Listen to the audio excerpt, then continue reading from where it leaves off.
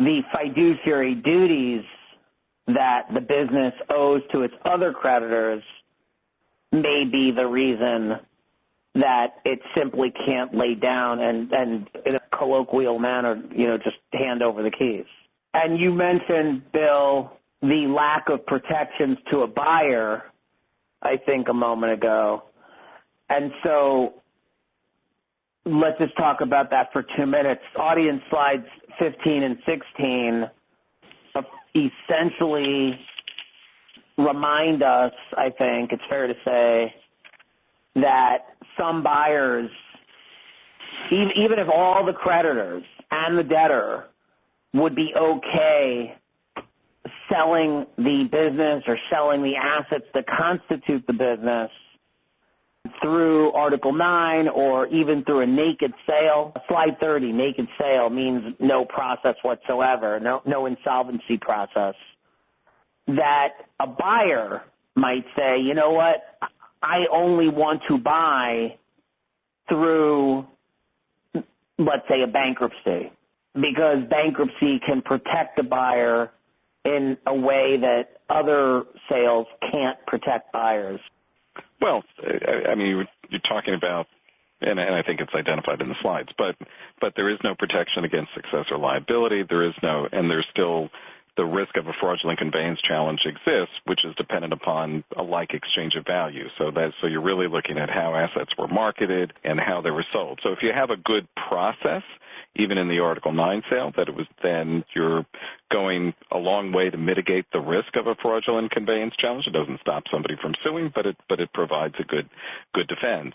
Where in the Chapter 11 process, which we really haven't talked about it much yet, but in the Chapter 11 process, you're selling free and clear of liens and encumbrances, and you have those protections against successor liability and so on. Let's pan the camera back on the time that we have left and give some labels to the various legal mechanisms. We've touched on some of them, but let's touch them a little bit more deeply. Various legal mechanisms are available to use to help troubled businesses. Audience, if you want to sort of just see the forest level, you can see the various options displayed next to each other on slides 9 and 10.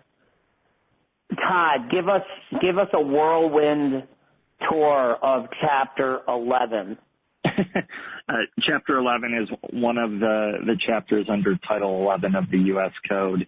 It's the one that's in the paper all the time. It's one of the more popular chapters to file under because it's predicated on reorganization. So typically this is the chapter utilized if the company is going to continue as a going concern, whether that's emerging from bankruptcy or having the business sold. And we've touched on this a bit through 363 of the code. And Chapter 11 is the one typically used to effectuate a financial or operational restructuring via a plan of reorganization. I'll just highlight briefly, you can liquidate through 11, but there are other chapters or mechanisms that firms will use to liquidate versus Chapter 11. Who wants to overlay for 30 seconds or less, if there's anything you want to overlay? So some of the benefits of Chapter 11 as well as Chapter 7 in this regard, you get an automatic stay if you file for Chapter 11 or 7, which means that all litigation against you is stopped immediately. A party can come in and try to change that result, but it's stopped at first. You also get the right to make your choice between assuming contracts or rejecting them. Bill made some mention of that earlier. Potentially in Chapter 11, you can get a discharge if you meet certain criteria.